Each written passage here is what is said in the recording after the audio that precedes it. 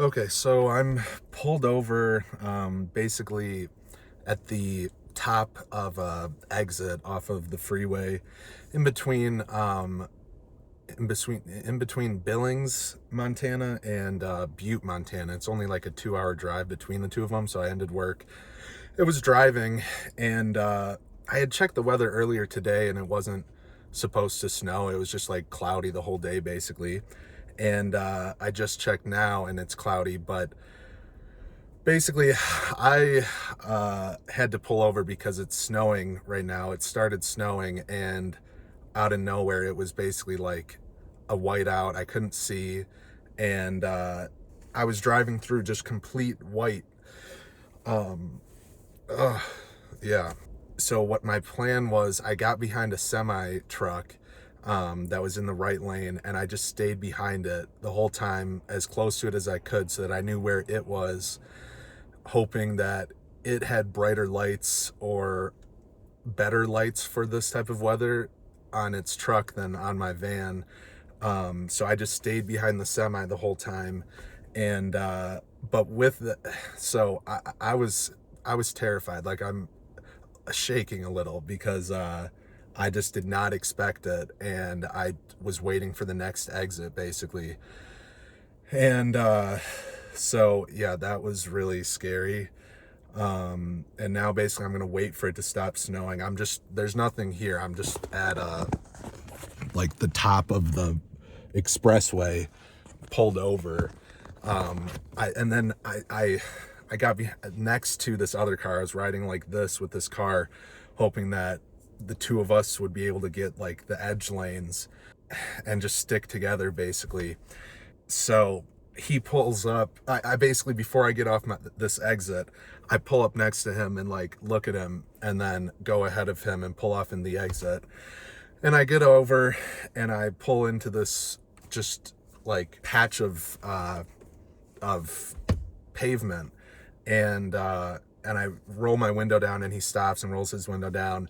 And at that point I was completely like shaking, and I was like, hey, I'm not from here.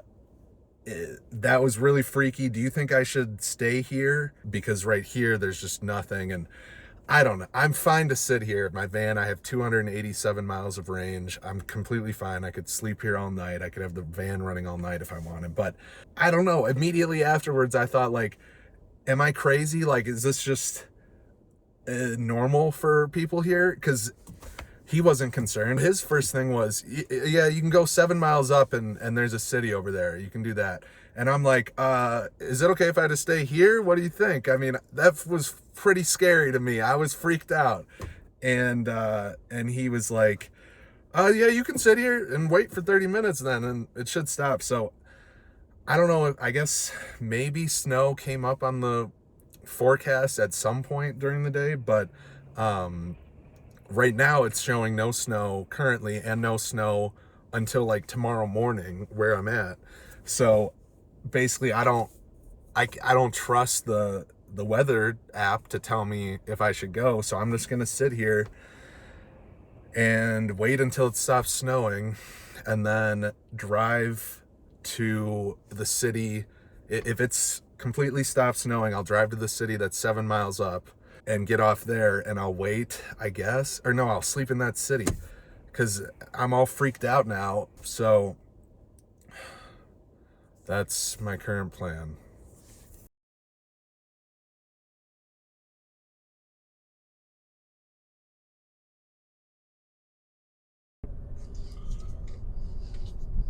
Okay, yeah, still doesn't look nearly as bad as it did before. Okay. For about 33 miles, continue straight. I am in Livingston, Montana, outside of the Yellowstone Park Inn and Suites, and I'm going to be sleeping in my Toyota Sienna overnight with the heat running. So it's been a couple days since I had my incident where I got caught in a whiteout at night, and I've been trying to digest that experience because it was honestly, it was very traumatic. I was scared I was going to die. And, and I thought in the moment, I've made such a stupid mistake that I wasn't taking driving in the potentially the snow as seriously as I need to. And so when that situation was over, I mean, I was very scared. I couldn't stop thinking about it for the last 2 days. That fear that I felt, and I'm honestly glad that that happened to me, because now I have a fear inside of me that I am going to respect. And I'm not going, like, I need to care about I need to know what the weather is going to be like, and I need to know that there is weather that if I cannot go through it. That's a stupid decision and mistake to make, that you would get yourself in a whiteout in the middle of the night in between towns in Montana. I mean, so now I've digested it a bit, and I've like reflected on it, and I don't think it's going to haunt me as much anymore. But it changed how I approach traveling in my van and doing this whole van life journey. Really, I need to take safety seriously, and there's been some stupid things that I've done in the past that were not smart, and any rational person in retrospect, looking at the situation that I could have, had something horrible happen to me, they'd think it was so obvious. Why would you do that? What a horrible, stupid thing to do. And I don't want that to happen. I'm not going to let that happen. So I'm going to take safety a lot more seriously. And I can have fun and do the crazy stuff I like to do, but I have to know that I'm going to be safe doing it. And I haven't always done that. I've had no fear around any people I've interacted with, any of the, I mean, I've done some things that I did not pay any attention to the potential for the very unlikely but possible bad outcome. And now I just am going to start thinking about that more. And I'm really glad that it happened and that I made it through it, so that I can be on the other side of it and know I can't do stupid shit. I can't do that. And I don't want people to have to worry about me, and I haven't felt like anyone should worry about me this whole time. I've never felt like my family and my friends need to be scared about the situations I'm in, because I have never felt like I'm in a bad situation. I have felt completely comfortable with everything I've done.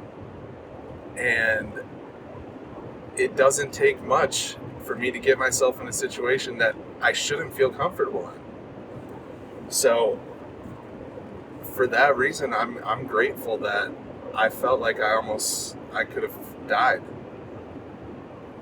And I hope that if you're watching this and you are going to be you're going to try and travel around in a van and do crazy stuff, I would like to tell you to take safety seriously, but you probably won't be able to until you realize that you've put yourself in an unsafe situation. And so I just hope that if that happens to you, you get through it and you can be on the other side and realize you need to take safety seriously.